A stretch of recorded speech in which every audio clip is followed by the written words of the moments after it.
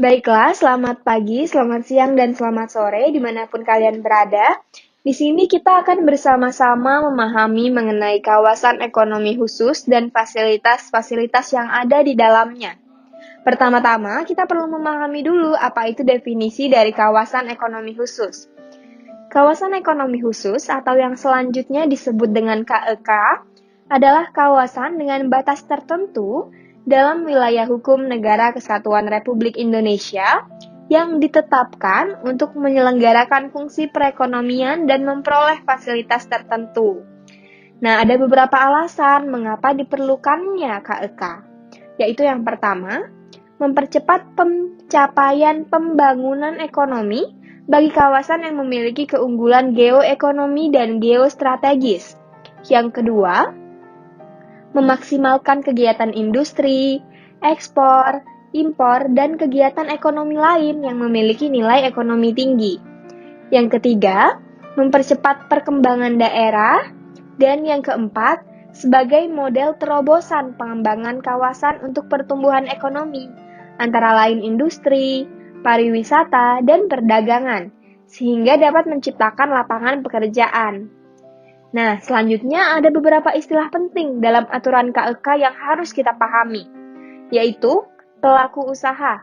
Pelaku usaha adalah pelaku usaha yang menjalankan kegiatan usaha di kawasan ekonomi khusus. Selanjutnya, badan usaha.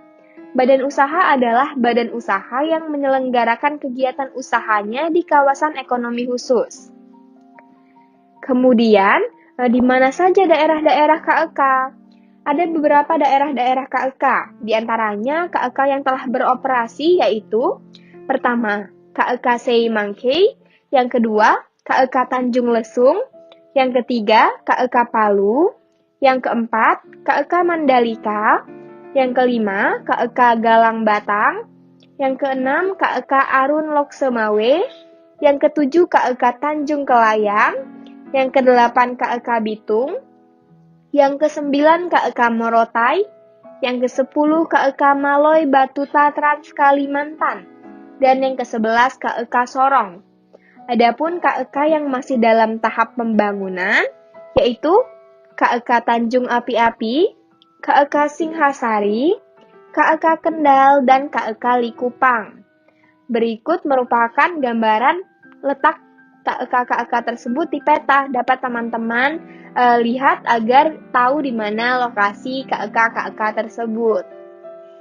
Nah, selanjutnya, apa saja fasilitas dan kemudahan yang diberikan bagi badan usaha serta pelaku usaha di KEK? Beberapa fasilitas dan kemudahannya meliputi fasilitas dan kemudahan di bidang perpajakan, kepabeanan dan cukai, lalu lintas barang, ketenaga kerjaan, keimigrasian, pertanahan dan tata ruang, perizinan berusaha, dan atau fasilitas dan kemudahan lainnya. Namun, fokus video ini adalah fasilitas perpajakan atas PPN dan PPNBM. Nah, jadi ada beberapa syarat agar badan usaha dapat mendapatkan fasilitas di kawasan ekonomi khusus, yaitu yang pertama, badan usaha tersebut merupakan wajib pajak dalam negeri yang melakukan kegiatan di wilayah KEK. Yang kedua, memiliki penetapan sebagai badan usaha untuk membangun dan atau mengelola KEK, di mana penetapan ini ditetapkan oleh pemerintah daerah provinsi, pemerintah daerah kabupaten atau kota, kementerian atau lembaga pemerintah non-kementerian sesuai dengan kewenangannya, atau dari administrator berdasarkan pelimpahan kewenangan. Syarat yang ketiga, mempunyai batas yang jelas sesuai tahapannya, dan yang keempat, memiliki perizinan berusaha.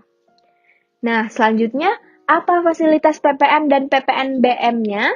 Fasilitas PPN dan PPNBM di wilayah KEK adalah PPN dan PPNBM tidak dipungut, yang diberikan untuk pertama, penyerahan BKP berwujud tertentu dari tempat lain dalam daerah pabean, kawasan bebas, dan tempat penimbunan berikat kepada badan usaha dan atau pelaku usaha. Yang kedua, untuk impor barang kena pajak berwujud tertentu ke kawasan ekonomi khusus oleh badan usaha dan atau pelaku usaha. Yang ketiga, untuk impor barang konsumsi ke KEK pariwisata oleh badan usaha dan atau pelaku usaha. Yang keempat, penyerahan barang kena pajak berwujud tertentu antar badan usaha, antar pelaku usaha, atau antar badan usaha dengan pelaku usaha. Yang kelima, penyerahan jasa kena pajak dan atau barang kena pajak tidak berwujud, termasuk jasa persewaan tanah dan atau bangunan, di KEK oleh pelaku usaha dan atau badan usaha, kepada pelaku usaha lainnya dan atau badan usaha di KEK yang sama atau KEK lainnya. Yang keenam, penyerahan JKP tertentu dan BKPTB oleh pengusaha dari tempat lain dalam daerah pabean atau selain tempat lain dalam daerah pabean kepada badan usaha atau pelaku usaha. Dan yang ketujuh, pemanfaatan jasa kena pajak dan atau barang kena pajak tidak berwujud dari luar daerah pabean di dalam KEK oleh badan usaha dan atau pelaku usaha. Nah, hal ini dapat dilihat juga dalam pasal 83 ayat 1 PP nomor 40 tahun 2021. Untuk penjelasan lebih lanjut mengenai BKP berwujud tertentu, barang konsumsi pariwisata, dan JKP tertentu bisa dilihat di slide berikut.